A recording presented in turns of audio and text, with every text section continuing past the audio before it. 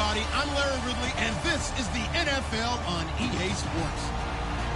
Tonight's matchup features two quarterbacks who will be trying to lead their team to victory. It's Carr's Raiders going up against Ryan's Falcons.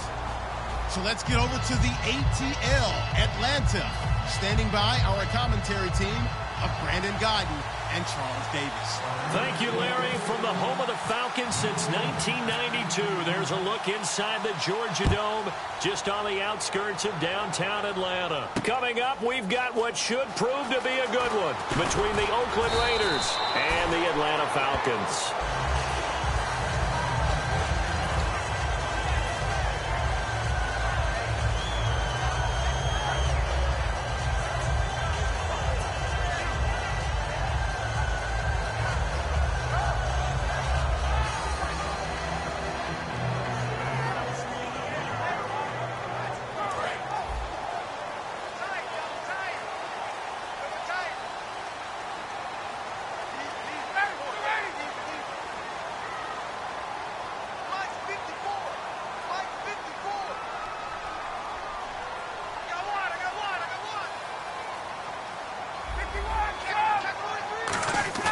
They go play action here on first down. And finding the tight end Hooper. A good pickup there. 8 yards on the first down completion. A good safe pass there right off the bat. That's almost a rhythm play. That's what we like to call it. Get them into rhythm early, something safe, something they're confident about, something they feel good. And once that's completed, then you just keep moving from there because the confidence elevates.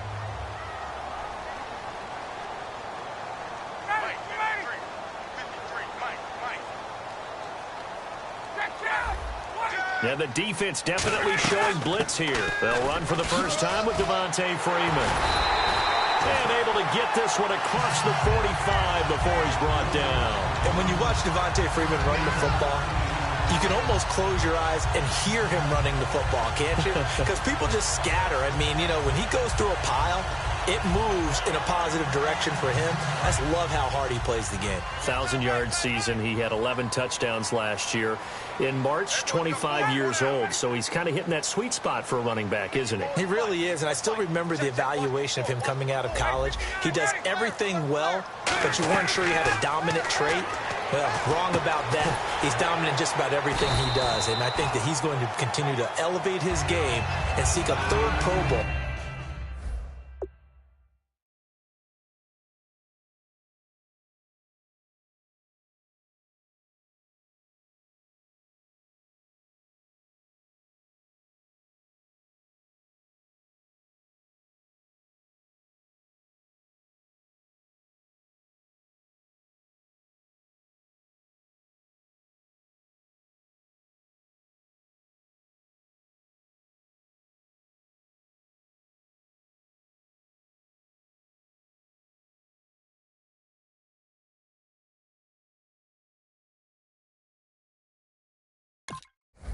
In 2017.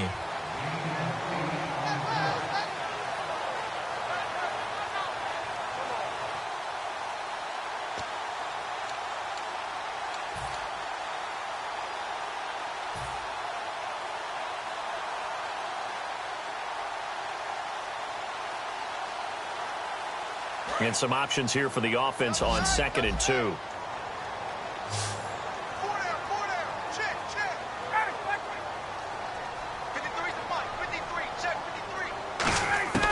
On 2nd down, here's Ryan. He's going to fire this thing deep. This is caught inside the 15. A gain of 32 that time. Now that play will end up on the highlights, and you'll see it all over the place. But what you won't see, the offensive line that bought the extra time, that allowed for the big completion downfield, those guys made that play possible.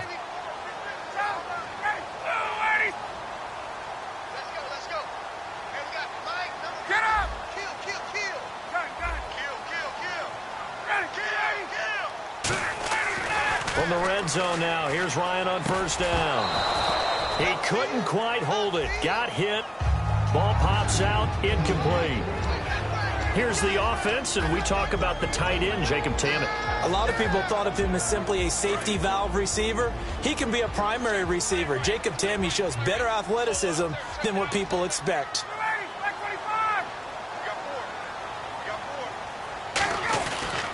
second down, Freeman. And he is going to lose yardage here. It's a loss of 2, now third down. Old school defensive tackle play dictated just stood up and danced with the guy in front of you. And if a guy came near, tackle him. New school, you don't want to just dance. You want to get past him, get upfield, and make the play in the backfield. A big-time play there.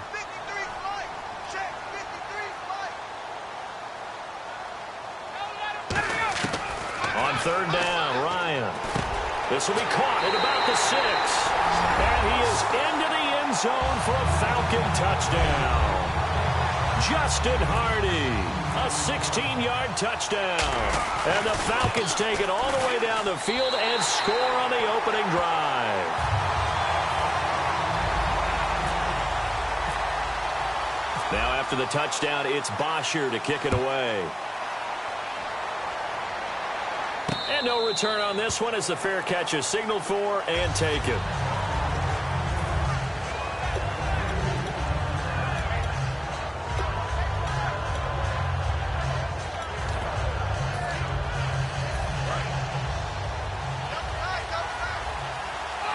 They'll come out in the pistol. Throwing on first down is Carr. And hauled in here by Rivera. And they're able to get this one across the 35. 12 yards there as they move the chains. Coaches always harp on the quarterback reading the defense and getting it to the open man. That's good recognition there. And how about what he did after the catch? Yeah, hit your tight end, let him get some rack. Yeah, when he gets moving, not many guys want to come over and put a hit on him, do they? Carr going to throw. He's going to hit his man out of the backfield, complete. And he'll bring it up here to right at the 40-yard line. It'll be a 3-yard gain, and it'll bring up a second down. Well, sometimes we talk running backs, sometimes we talk wide receivers. Walford, the tight end in this unit, very important. Clive Walford, a terrific player. Knows how to work the inside portions of the field, but also can surprise you and get deep. Now it's 2nd and 7.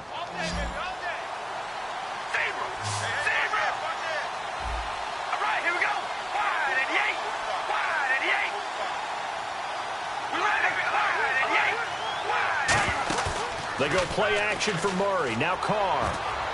He gets this one to Michael Crabtree.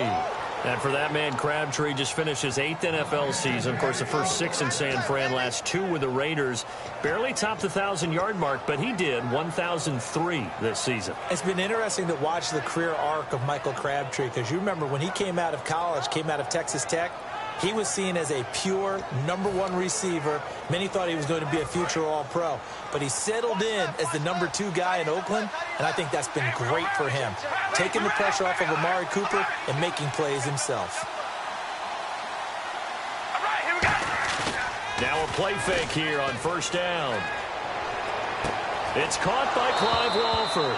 Now a loose football. The ball comes out, but this will get out of bounds, so possession will stay the same. I don't know about you, but I could hear and feel the sigh of relief all the way up here in our booth. That was palpable. The sideline, the friend there. No doubt about it. Ball goes over the sideline, able to retain possession, no turnover.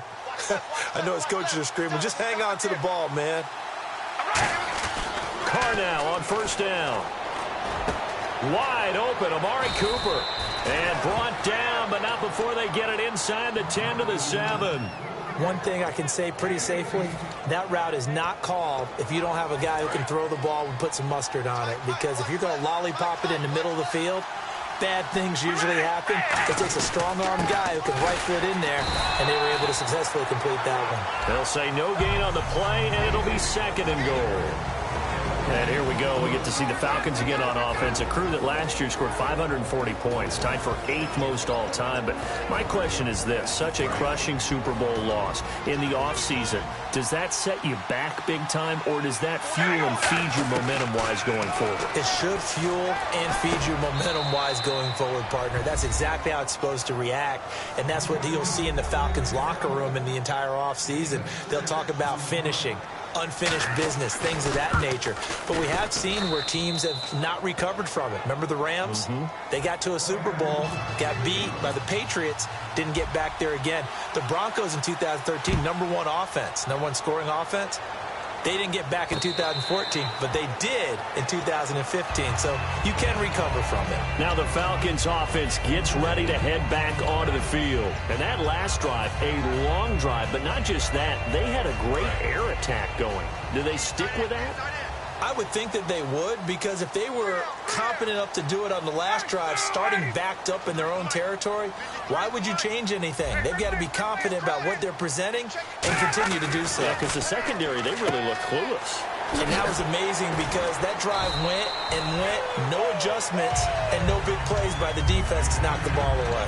There's a good push to the tight end, and I think that we're looking at something out of central casting, frankly. Absolutely. I mean, size, the hands. Speed. I mean, can flat out run. You put that whole package together, you light up the eyes of an offensive coordinator, don't you? Freeman, the lone man in the backfield. And he'll get it up the middle. And he'll get this up past the 45 to the 47. It's a 7-yard carry to set them up with a 2nd and 3. Some runs are blocked so well, you almost forget that someone has to carry the ball to gain the yardage. The leverage by the offensive line to create space up front, really well done. 2nd down following the run.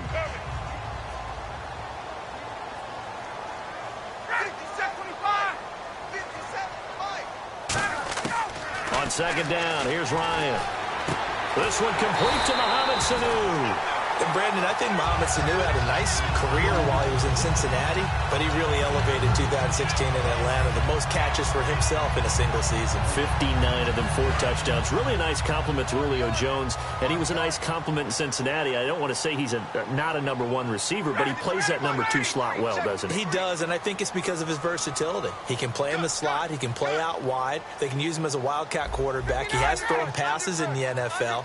In fact, going back to his days at Rutgers, I think he threw 18 passes while he was at Rutgers, so you never know what you're going to get when Mohamed Sanu has his hands on the football. He was looking for his tight end, Jacob Tammy, there. And it's 2nd down.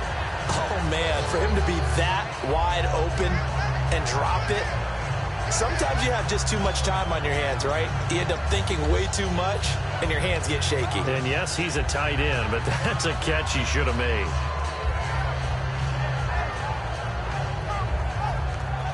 10 yards still left on 2nd down.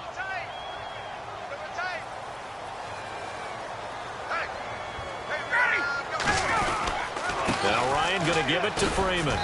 Nothing doing. Barely able to muster a yard to hit the 35. Alongside Charles Davis, Brandon Gaudin, it's the Falcons in possession to begin quarter number 2. They're on the march, but facing a 3rd down here.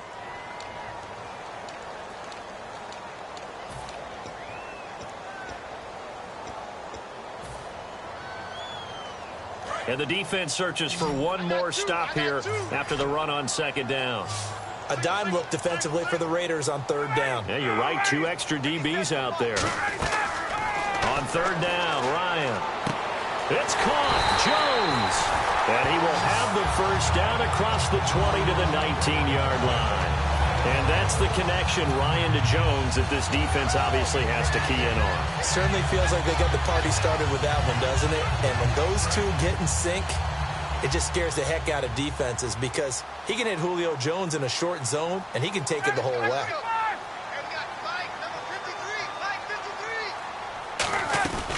This is Freeman on 1st and 10. And he'll take this down for about 4 yards, down to the 15. He's brought down that time by a couple of Raiders.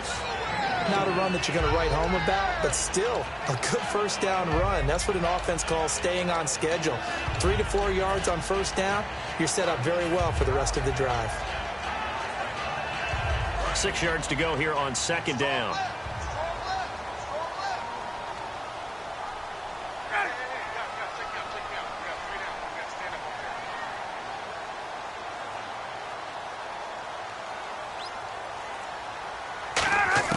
On 2nd down, Ryan can't find anyone open. Now the pressure gets there, and he goes down just inside the 20 at the 19.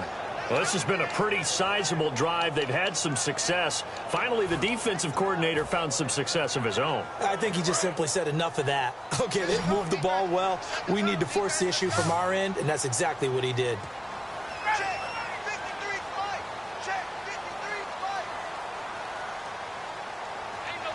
Here comes the D swarming to the line. From the gun on third down, Ryan. Looking for Jones, and it's intercepted. Picked off by the former Super Bowl MVP, Malcolm Smith. And a big turnover there as his guys will get the football back. Now the Oakland offense heading back onto the field to take over. And they will simply, Charles, be looking to duplicate what they did last drive when they were able to push it in for 6. And they hope it'll be that easy, right? To be able to take exactly what happened before, replicate it. They've got to make a few additional changes along the way because I'm sure the defense will make some adjustments, but they've got to have great confidence having scored the last time out. Murray had the 1,000-yard season in 2015, followed that up with 788 last year. Now, also in the mix in Oakland, you had Washington, you had Richard. How do you see this backfield playing out going forward? I think you'll see a similar combination going forward. I think that's one of the reasons that he dropped from a 1,000-yard runner to 788 because they had other options. They're able to bring in Washington, Richard. They can use different plays for those guys, a lot of versatility, and really upgrade their offense with an infusion of speed. But Latavius Murray, I think he'll still continue to be the lead guy out of that trio.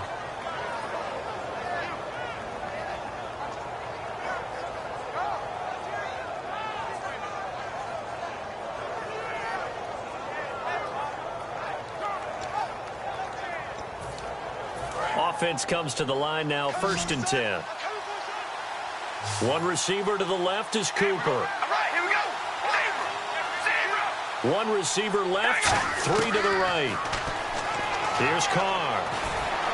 And this is going to be caught? No, they say it's incomplete. CD, wanted to get your thoughts just on the landscape of the offseason for each of these teams. Super Bowl in the rearview mirror, but so much going on. People look at the draft a lot. But there's a lot more that goes into the offseason for these front offices, is there not? It certainly is, and even before we get to the draft, you start with the Combine, that's held in Indianapolis every year, and you have about 350 of the top prospects coming together to get their physicals and interviews and on-field performance, and all that will get evaluated along with their game tape. And then you got the free agents, all right? That starts, I believe, in early March, where now the free agents can start moving around to different teams, so your team's starting to take a little bit of shape there, free agency, because then the draft's coming up. You're trying to put your team together with new draft picks, have everyone start to move in one direction, and then you have the OTAs and mini camps. You get to see them on the field for the first time, and we start to get a better idea of how these teams are going to look when the fall begins. Carr to throw on 3rd and 1, and that's complete to Walford. And he's got the first down yardage as he takes it down to the 49. 17 yards on the pickup there, and the drive will continue. Partner, it's a lot of fun watching the NFL now, isn't it? Because when the big fella runs routes, it used to be when we were kids, he'd run about 3 different routes, and that was it. Now he can run anything and catch the ball, as we just saw there. And he's brought down. They give him 13 yards there on the play and a fresh set of downs. Whenever we meet with coaches and they always talk about wanting to establish running the football, it's oftentimes with a good tight end who can control the line of scrimmage and the point of attack, and they're becoming harder to find because the colleges are giving us a whole lot of receiving tight ends, former wide receivers who can run, not necessarily block very well. In this case, though, we saw 2 tight ends on the field, both of them with the ability to block, and he ran the ball successfully behind that power set. They go back to Murray on 1st down. And he'll take it into the end zone for a Raider touchdown. Latavius Murray, 36 yards, and the Raiders have taken the lead. Well, partner, that was another explosive run, and one thing I've learned in our time in this game, yes, the offensive line has to get a lot of credit, but for big runs to occur, the wide receivers have to block well downfield. And then you have to have a good guy carrying the ball too, right? Oh, without a doubt. You need that difference maker lugging the rock. Atlanta now coming out on the field. Looked like they had something going last drive. Then the interception happened. Will they recover? The memory they need to keep with them is that they did have something going. They were moving the ball on offense, had a nice sequence going. Don't worry about the other part. You can't get that back. Let's go back to what you were doing well before. I thought you were going to say they need to have no memory, but remember the good part, forget the bad. I like that even better. Trying to shake off the interception. He'll look to throw. Trying to lay one up deep. Now a clash of bodies here, and it's intercepted. A great read, and it's picked off. And his guys are going to get the football at the 23-yard line. And now here come the Raiders. And that last drive, it was all about the ground game, ground and pound. And I don't care how we're playing the game these days, offensive linemen still want to fire out and smack the guy opposite them and move the football on the ground. They feel better about that. That's what they want to do. That's how they want to play, and that's how they got it done. Yeah, and they got it for a touchdown last drive. Let's see what happens here. Murray, the lone setback. He's going to get the football. Takes it to the 26, just a 1-yard gain.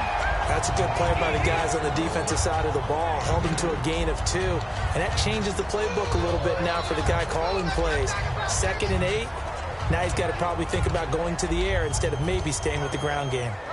And the 2-minute warning lurking. This will probably be the last play before we hit it. Yeah, they want to get themselves in position to score in this last shot before the clock hits. Here's Carr to throw. And he will not get away from the pressure here. Carr taken down.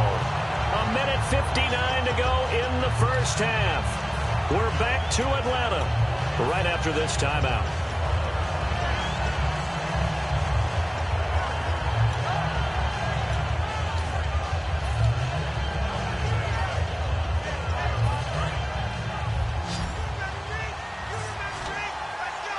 Again, we'll see the pistol here. All right, here we go. And the back goes into motion. On 3rd and long, it's Carr. Looking for Crabtree, and it's intercepted. A great read, and it's picked off. And his guys will take over at the 30-yard line. And here now come the Falcons. And last time, 1-play interception. So this offense, they should be fresh. That's a good way of putting it. And I can't wait to see what they decide to do with play calling. Because a 1-play drive where you throw an interception, a lot of people think the very next time out, run the football, don't give them a chance. Maybe play action? I think maybe you go play action, show your quarterback, get a little confidence in it, and let him fling another one. It's a loss of 2 there, bringing up 2nd down. There's so many things that go into playing the position of linebacker. Some of them are actually subtle. Doing the drill work that you do all the time in practice and carrying it over to the game. Get rid of blockers and get to the ball carrier, knock him down for a loss. Again, they'll run with Freeman. And he will cross the 30 down to the 29-yard line. It's a gain of maybe 3, but it's going to leave him with still about 8 or 9 to go on 3rd down. Tough day. Tough sledding right there, and it's been that way the entire game. Not a whole lot of room to ramble for him. Yeah, you're right. It's been that way all afternoon. Didn't get a whole lot better there.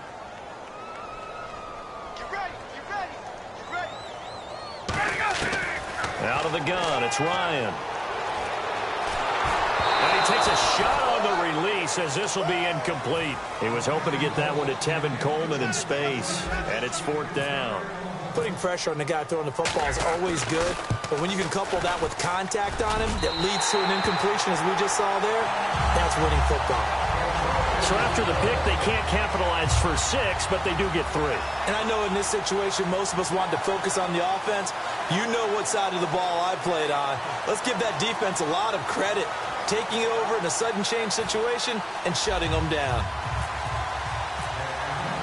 Here's Bosher to kick it away. That's fielded in the end zone. And he's able to get it across the 20, but not by much, as he's marked down at the 21-yard line. And now Oakland ready to take the field. And we'll see how this is played. Offensively, they've got the lead. Not a whole lot of time left. What do you think, Charles? Well, it's tempting to try and add to your lead, but a mistake there, that could change things in a big way. I say go ahead, take the knee, get on out for the half.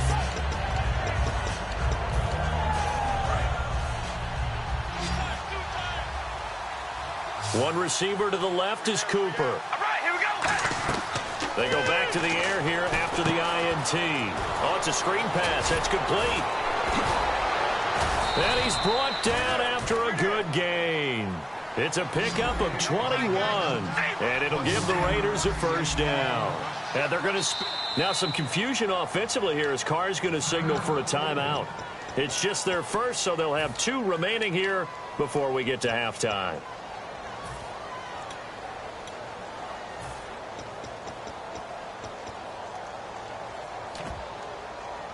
So here we go, 1st and 10 now. Murray, the lone setback.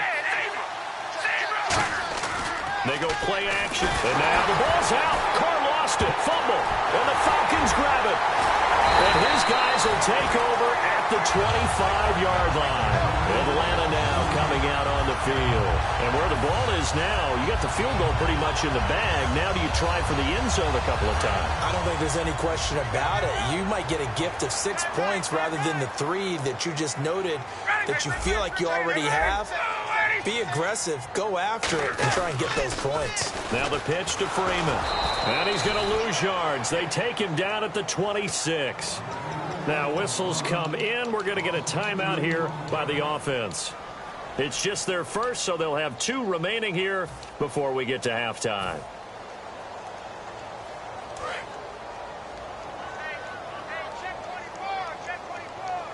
One receiver left, 2 to the right. Single receiver. Hey, you're on an island over there. Single receiver.